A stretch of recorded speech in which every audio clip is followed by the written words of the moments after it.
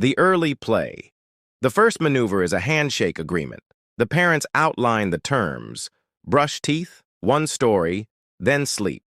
The toddler nods solemnly, signaling compliance. But seasoned observers know this is the oldest feint in the book. Before the first page of the bedtime story is even turned, the challenger executes an opening gambit, a last-minute request for a bathroom break. Not one trip, but two. One now and one pre-authorized for later, just in case. This is more than a stalling tactic. It is psychological warfare. It signals that tonight's match will not be won by speed, but by endurance. The parents, aware yet optimistic, escort their opponent to the first stop, all the while keeping their eyes on the real goal: getting back to that bed. The question offensive.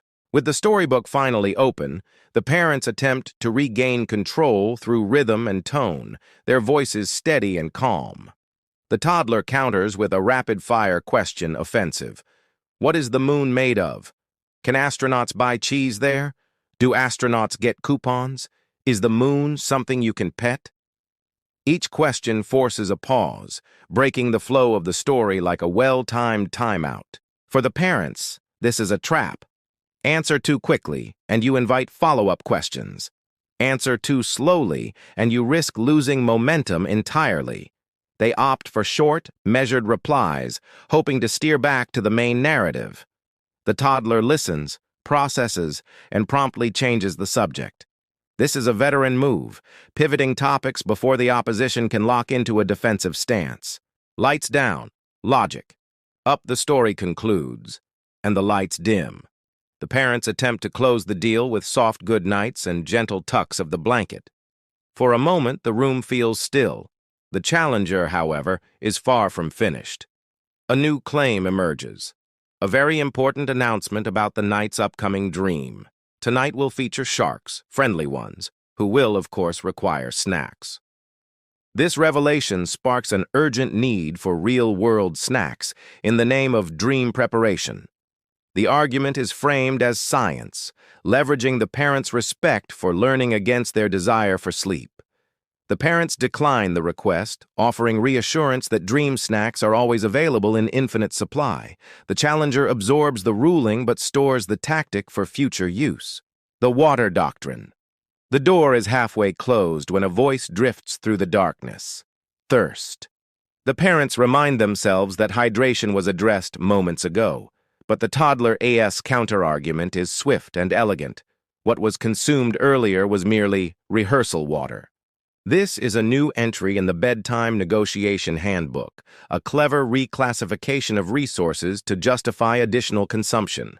The parents respond with one more sip, presented ceremonially to underscore its finality. The scoreboard now reads, Water requests. 2. But as every parent knows, the scoreboard is more a suggestion than a law. The missing ally. Just when the match seems to be tilting in the parents' favor, the challenger gasps dramatically. A beloved stuffed animal, Bear, is missing. The search is frantic, turning over pillows and peering into shadows. When Bear is finally found, already in the toddler's hand, the revelation is brushed off as stealth practice. This transforms a potential delay into a small victory for the challenger, reframing distraction as intentional training. It's not just stalling, it's rebranding. The post-bedtime chatter. The parents retreat to the hallway, hopeful that the match is winding down. 10 seconds pass. Then, like a late-game rally, the challenger calls out again, this time with a question about clouds. Where do they go at night? The parents answer simply, they go to sleep. But the challenger is quick to identify a flaw in the logic. Do they sleep without water? This is more than idle curiosity. It's a callback to earlier hydration negotiations, wrapped in meteorological disguise. The parents recognize the move and offer no further openings, but the challenger has made their point. Bedtime is not over until every angle has been tested. The shadow hearing. In the dim hallway, the parents hold a whispered conference. This is not idle chatter. This is a strategy huddle. The challenger's stamina is considerable, and every additional exchange burns precious minutes. One parent suggests disengagement, letting silence carry the message. The other warns against creating the image of an uncaring defense, fearing the title of mean parent who hates clouds. In sports terms, this is a tactical timeout, both sides taking stock of their strengths, weaknesses, and the endurance they have left in the tank. The decision is made to deploy the legendary firm whisper. This is the bedtime equivalent of a penalty kick, direct, unwavering, but softened enough to maintain goodwill. It's not about raising the volume, it's about sharpening the tone until it lands with quiet authority. Return to the arena. The parents re-enter the bedroom like seasoned players returning to the field after halftime. The firm whisper is delivered with precision. Bedtime now, eyes closed, no more calls unless it's an emergency. For the toddler, this ruling is an opportunity to test the definition of emergency. The idea of a bed turning into a boat is floated, literally, as a possible exception. The parents acknowledge the scenario but defer it to the morning. This is a critical defensive play. Validate the imagination without granting it immediate leverage. The challenger appears to accept the ruling. But in the language of negotiation, apparent acceptance is often just the setup for the next move. The quiet, briefly. For a brief and glorious moment, the house exhales. The parents, believing the worst may be over, exchange a look that says, "Maybe we've won." The couch calls to them like a long-lost friend. But this is the most dangerous moment in any match, the false summit. The door creaks open and a small silhouette appears. The challenger announces an urgent secret that cannot wait until morning.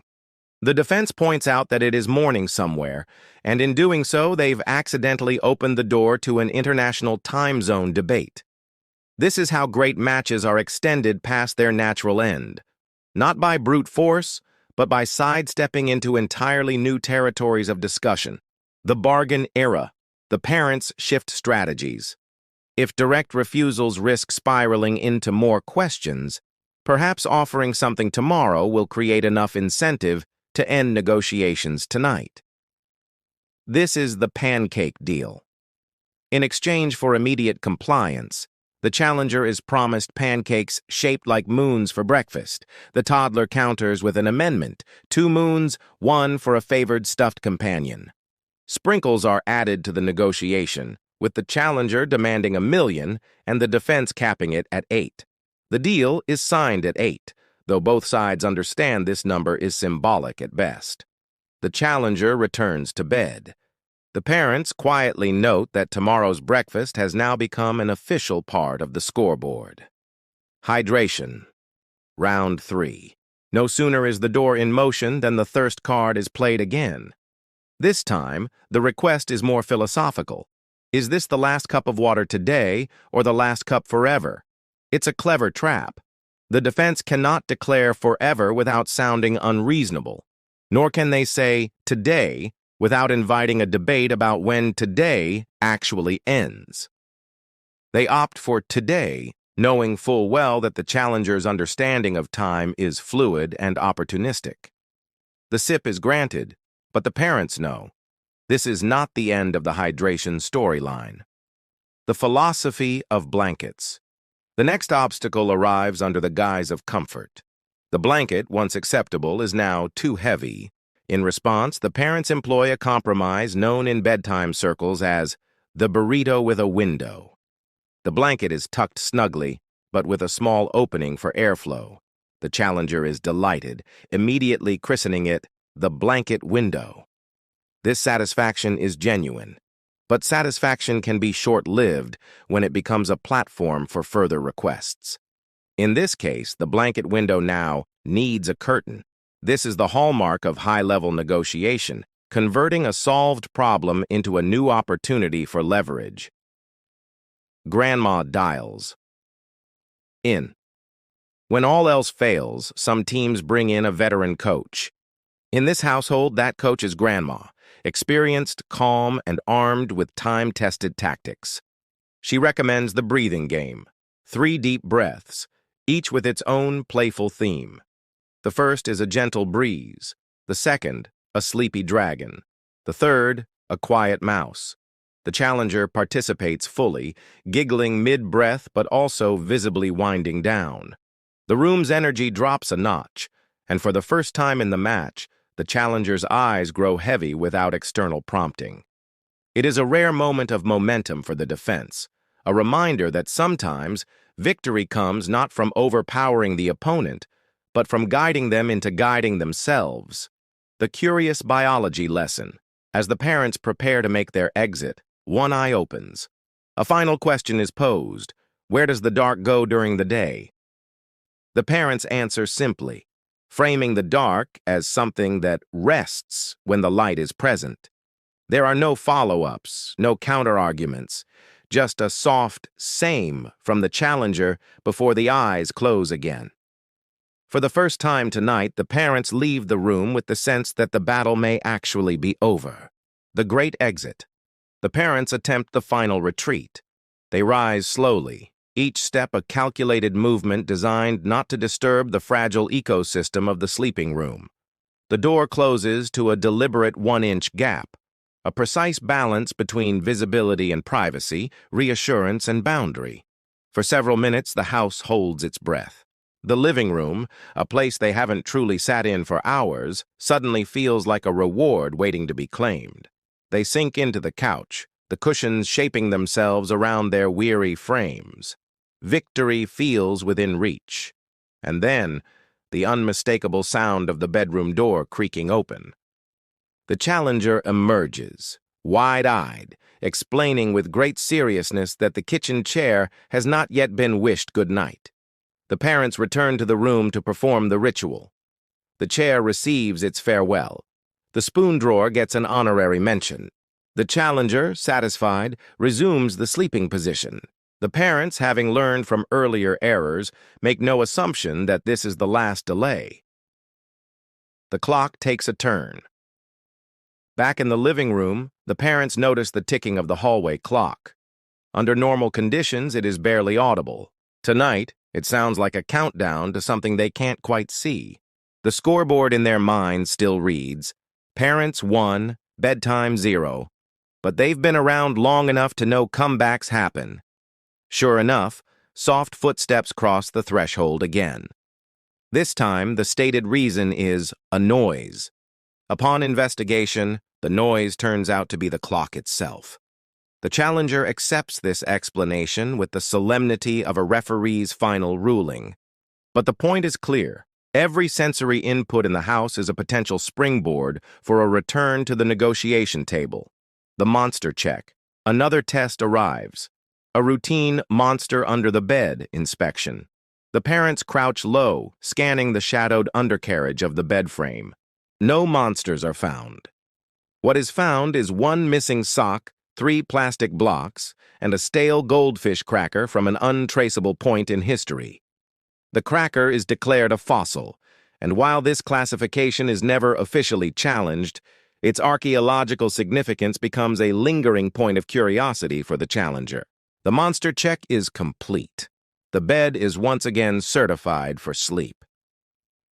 The last stall. The eyes are almost closed when the final stall tactic appears, a request for the shortest story ever. The parents comply, delivering a micro-narrative about a tiny star that blinks once before the story ends. The challenger requests an encore. The story is told again and again. Each repetition shortens the pause between breaths until, eventually, the repetitions cease entirely. Not because the parents refuse, but because the challenger has drifted into sleep mid-request. This is the kind of victory that doesn't involve a cheer or celebration. It's a quiet, almost invisible shift, like the last grain of sand tipping a scale. The parents know better than to declare it out loud. The silent cheer. With the challenger finally in deep sleep, the parents exit like ghosts. No sudden movements, no risky glances back. They close the door to that same 1-inch gap and let the stillness flood the house. There is no champagne, no medal ceremony. The reward is a shared glance across the couch and the slow release of tension in their shoulders. The air feels lighter. Even the hallway clock has returned to its usual, almost comforting tempo. They know that tomorrow, the match will happen again. And tomorrow, the challenger may develop entirely new tactics. But for now, the scoreboard stands in their favor. The post-game press conference. Later in the kitchen, the parents perform a ritual known in bedtime circles as the debrief. They review the night's plays like seasoned coaches watching game footage. The successes are noted. The breathing game worked, the blanket window held, the pancake deal closed the gap. The challenges are also cataloged. The water doctrine remains a persistent vulnerability, and the international time zone loophole should be closed before future matches. It's not self-congratulation, it's preparation. In this league, every victory is temporary, and every night is another chance for the opposition to innovate. The Field Guide to Bedtime Species. As part of their debrief, the parents mentally update their field guide to the various bedtime creatures encountered. There is the invisible bear, often missing while being held. The migratory cup, which travels from kitchen to bedroom multiple times per match. The roaming sock, found most often in remote territories beneath furniture. And the whisper yawn, a contagious signal whose power extends to all present in the arena. Each has its own patterns, its own triggers. Understanding them is key to survival, not in a literal sense, but in the sense of preserving the delicate balance between authority and affection. The science of routine. At the dining table, the parents speak softly, more like lab partners than victors. Routine, they note, is scaffolding for young nervous systems. Same steps, same order, fewer surprises. The star's projector cues melatonin. The breathing game taps the parasympathetic brake. Their steady tone becomes a metronome the child will one day keep alone. A brief commercial break. A stray thought drifts by like a late-night ad. If only there were a product called Firm Whisper, sold in family size with patience refills. There is no such product, only practice, humor, and the willingness to start again. The dream radio. On the counter, the baby monitor purrs. Through soft static comes dream radio. Fragments about sharks, pancakes, sprinkles, and captains. It is a broadcast from a small world that trusts it is safe to wander. The parents listen, not to intervene, but to savor the proof that sleep can carry joy forward on its own. Over time, or not, a harmless bump echoes from the bedroom. The reflex to rush is powerful. The skill to wait is harder. No cry follows. The monitor stays steady. The house resumes its quiet pulse. A note to future self. A notebook opens. Lessons get captured while they are warm. Start earlier. Move water earlier. Keep the breathing game. Use the blanket window. Humor beats frustration. Avoid phrases like define today. Praise effort, not timing. These are not laws. They are lanterns for long nights. Grandma returns. A message from the veteran coach arrives. Proud of you? Repeatable kindness is the technique. They borrow your calm until they have their own. The line settles over the house. The what-if parade fatigue makes imaginations loop. What if there were tiny diplomas for bedtime levels? What if last week's camlock were framed like a medal? What if they went to sleep before 11 like urban legends? Small, ridiculous hopes float by and lighten the room. The night shift agreement. On a sticky note, they draw lanes. First wake-up belongs to one parent, second to the other. If a mysterious third appears, they will jointly blame the cat, then handle it together anyway. Responsibilities spoken aloud lose sharp edges. This is mercy, in pencil. A letter to the future. Dear future us, you will forget the sequence of tonight. Remember the feeling, how the door stayed open the width of reassurance, how the house held its breath until tiny breaths inside evened out. If you worry you were not enough, reread that feeling. You were present. presence is the shape of love small people notice first. The doorbell plot twist. A soft chime interrupts the reverie. A parcel lands on the doormat, practical mugs. Still, the joke writes itself, a patience refill with overnight delivery. They smile and decide tomorrow's coffee will be sipped like a ceremony. Micro-rituals. The kettle murmurs. 2 mugs steam. A square of chocolate each for morale. These tiny acts steady hands, slow hearts, and stitch scattered moments together again.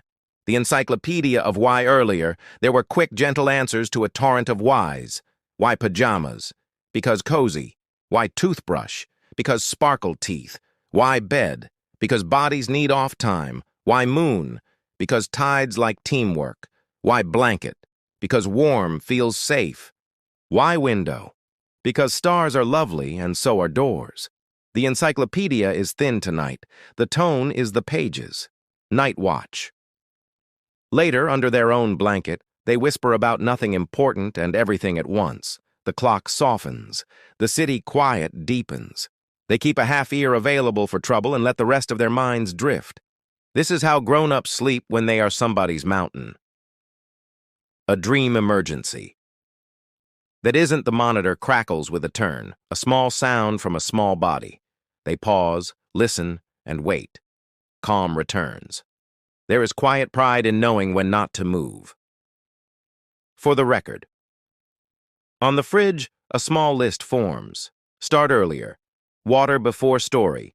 3 breaths. Firm whisper. Honor goodnights to random objects. Music off at lights out. Trust the routine. Trust each other. Not a promise. An anchor against forgetfulness. Alternate universes. Some nights the cup will spill, the blanket will become a tent city with elections, and the neighbor will misread the chorus and arrive with casserole. Tonight, the chair received a dignified good night, and the spoon drawer achieved closure. Progress is sometimes ridiculous. It still counts. The credits roll quietly. The final image is simple. A door open just enough for comfort. A ceiling slowly shedding its stars as the projector timer winds down, a breathing pattern on the monitor that says the body is replacing chaos with repair. The audience of 2 sits in the dark and lets the quiet work. Post-game FAQ parents draft answers to tomorrow's questions. What if water requests multiply? Offer a ceremonial last sip of dream water, where the cup taps the lip and imagination finishes the job. What if the questions never end? Keep a bedside notebook. Promise to answer in the morning and mean it. What if patience runs out? Step out, swap in, repair kindly. What if bedtime keeps changing? Then you are paying attention. Routines bend around new rocks and still reach the sea. Final whistle. Every arena clears. Tiny feet will grow, the chair will not need good nights, and the spoon drawer will close itself. But the memory built by this season will stay. Breathing games that become self-soothing, blanket windows that become personal boundaries, firm whispers that become inner voices. Tonight, the win is not perfect form. It is gentle persistence. The scoreboard fades, and what remains is practice that feels like love. The house lowers its lights. The league adjourns until tomorrow.